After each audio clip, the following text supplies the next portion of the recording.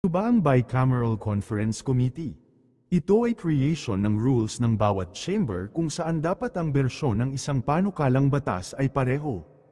Kung di ito pareho, dapat magkaroon ng Bicameral Conference Committee kung saan ang miyembro nito ay nirerekomenda ng leadership ng chamber at sinasang-ayunan ng plenaryo.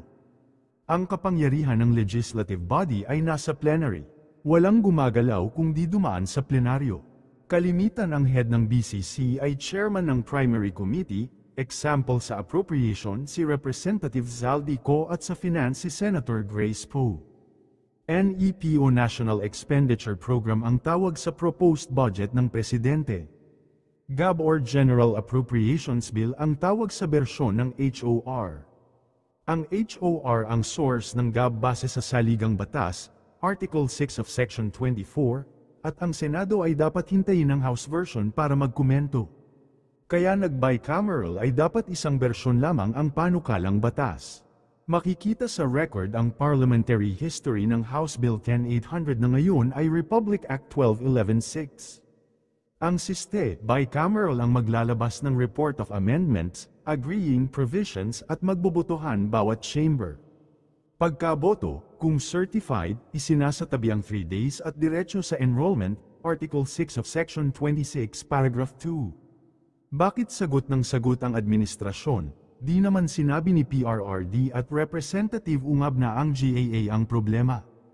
Pero kung pinagbotohan ang bicameral report na may blanks, may documentary evidence, technically walang line item ang blanks at kung sa enrollment ay may nag-fill in the blanks, may insertions. Sino ang nag-fill in the blanks? Kung pinirmahan ang enrolled copy na may insertions, ipit ang Pangulo. Pero, ang Pangulo na ang nagsabi na malaya ang bawat Pilipino na tingnan ang totoong GAA sa website ng DBM o Department of Budget Management website, ano ang gagawin naka-take down naman ito kasama ang NEP? Parang joke lang ito sa Marcos admin na napakalaking anomalya sa BICAM.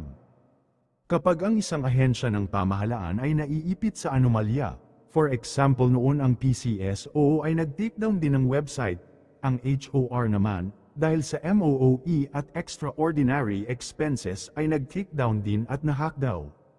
Tapos ito naman ngayon ang DBM at NEP, bagay na binigyan naman ng komento ng ilang personalidad sa social media.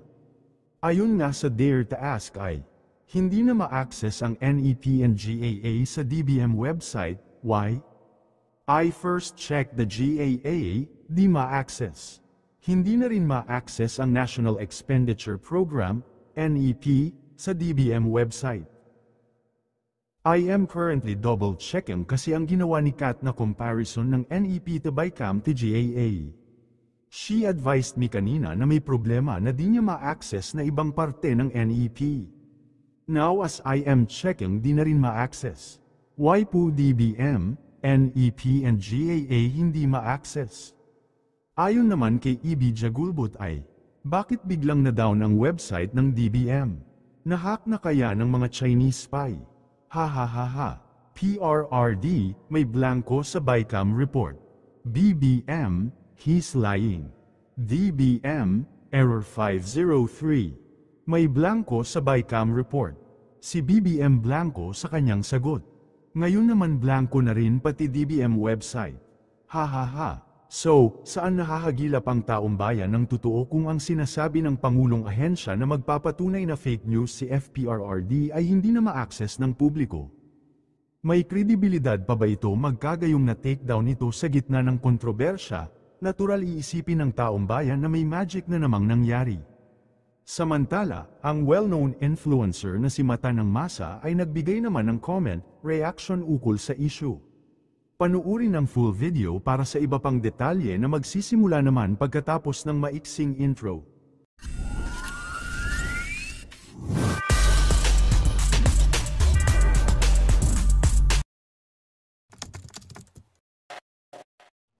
Sa Malacanang, nandoon na yung pinaka-conclusion, yun na yung pinaka-final. Alam mo, ikaw na binabae, itahimik muna yung bunganga mo. Kung makapagdepensa ka dyan sa mahal mong Pangulo, mukha yatang takabagmana ka ng yaman nila.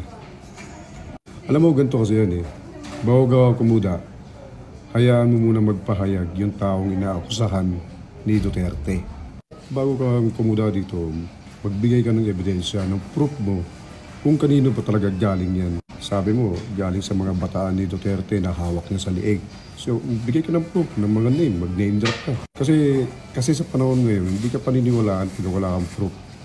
So, ibig sabihin, kamag-anak ka ng Trillanes, puro chismis lang. And how do you sure na talagang peke yung hawak ni Duterte? Isa pang tanong, gaano ka nakakasigurado dun sa budget na pinirmahan ni BBM? Bakit? Nandoon ka ba nung pinirmahan yun? Alam mo nung pinirmahan yung papeles na yun, isa lang nakita ko doon, si Buhayan Tambaloslos at saka si Estela Kimbo.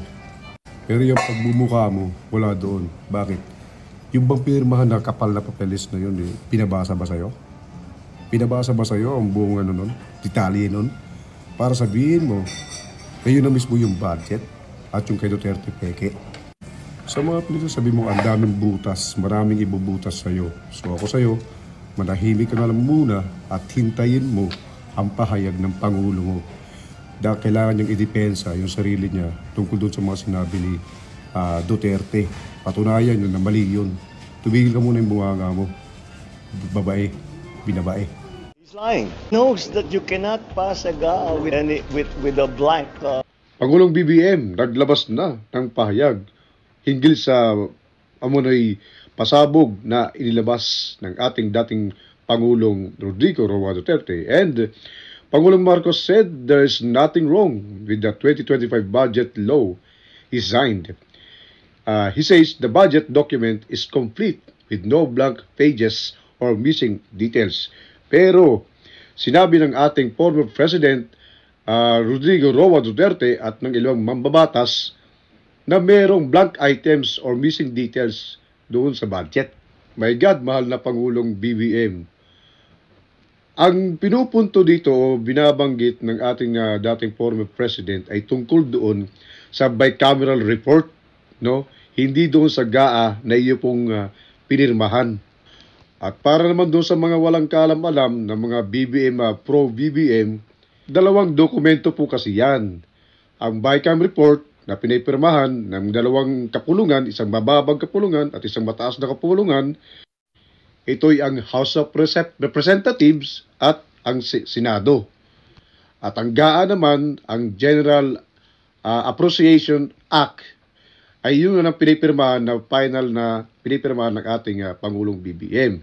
Mahal na Pangulo, ayon sa interview sa iyo ay tinatanong ka about doon sa bicameral report na mayroong mga blank items. Hindi tinatanong sa iyo yung GAA na pinirmahan mo. Natural, pirmado mo na yun. May details na doon eh. Na doon ay certain amount. Nalagyan na ng amount. Ang tanong dito, sino ang naglagay ng amount na yun? Dahil doon sa bicameral report, pinirmahan ng mga ng ilang mga senador yon, ng ilang mga kongresista, yung naka-blank items pa na yon. Kaya nga kung matatandaan ninyo, mga boss, ang kapatid ng ating Pangulo ay hindi pumirma rito. Dahil ang sabi niya, paano kung pipirma sa isang blank items? Di ba? So itong mga BBM, pro-BBM naman, sumasakay naman sa issue. At sinasabi nila na nag-research pa sila na sa DBM ay meron na nga nakalagay na certain amount. Natural, meron na. Pirmado na nga eh. Ang issue dito, mga bugok kayo na mga BBM Pro, ay yung sa bicameral. Kasi nga blank items yon. Magkaiba po ang bicameral report at doon sa may GAB, no, at saka doon sa may GAA. Doon kasi, tinignan nila bakit blank items doon sa bicameral report. No? Then, napirmahan na ni Pangulong Marcos yan. So, may certain amount na. Ang tanong, sino ang naglagay ng certain amount niyan? Pangulong Marcos kasi, nililihis niya na naman kasi yung sitwasyon.